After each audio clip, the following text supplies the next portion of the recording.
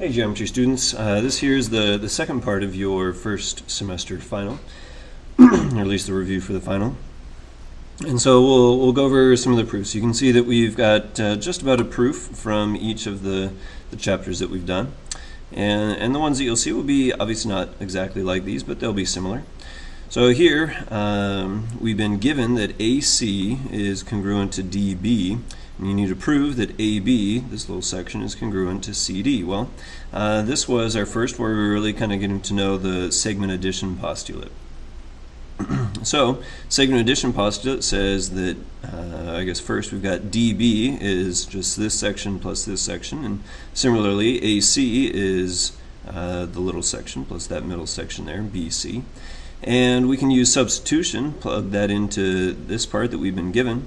So BC is on both sides, and by the subtraction property of equality, we can just cancel each one of those out, and what we're left with is CD is congruent to AB, which is what we wanted to prove. Chapter 3 was all about parallel lines cut by transversals.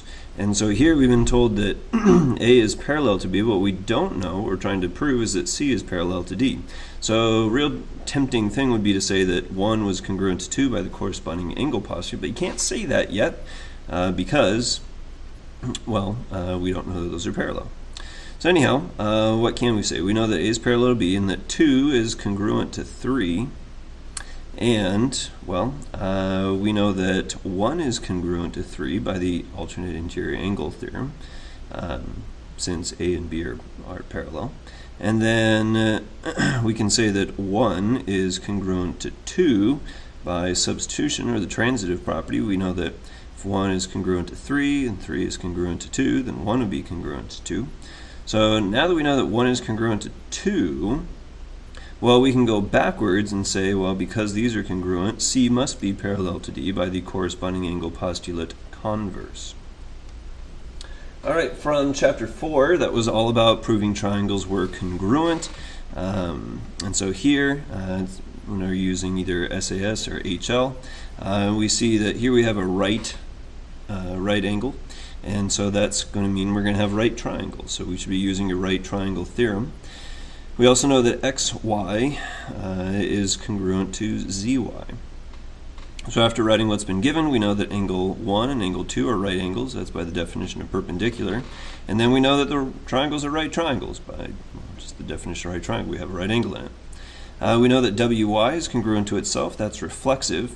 And now, make sure that we pick the right things. We've got the hypotenuse across from the right angle and one of the legs, and so these triangles are congruent by HL. Okay, chapter 5 was triangle properties, and here we are essentially talking about the angle bisector theorem, or sorry, segment bisector theorem.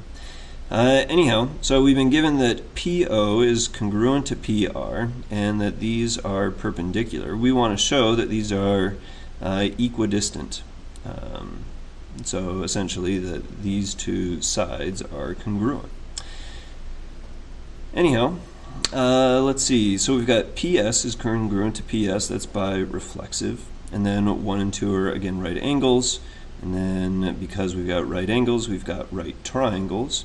We can now say that these two triangles are congruent by HL. Again, we have the hypotenuse and one of the legs. And so, that being said, we know now that OS and RS are congruent by CPCTC. And, well, because these are congruent, that means that PQ must be bisecting OR.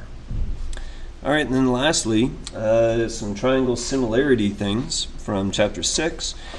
We are given that ABC is a right triangle and that DE and F are midpoints. You want to prove that angle E is 90 degrees. Well, we know that A is 90 degrees.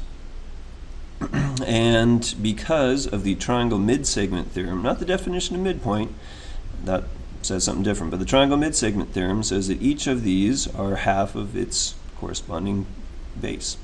And so we know that these two triangles are similar by the SSS similarity theorem. We have the same ratio here for each one of them, 1/2. And by the definition of similar figures, or just knowing that corresponding angles of similar figures are congruent. We know that A has to be congruent to E, so don't forget that. We can't just go right to angle E being 90 degrees. But now we can, because we knew that angle A was 90 before, and we know it's congruent with E. By substitution, we can say that angle E is also 90 degrees. All right, well, good luck on your final, and happy studying.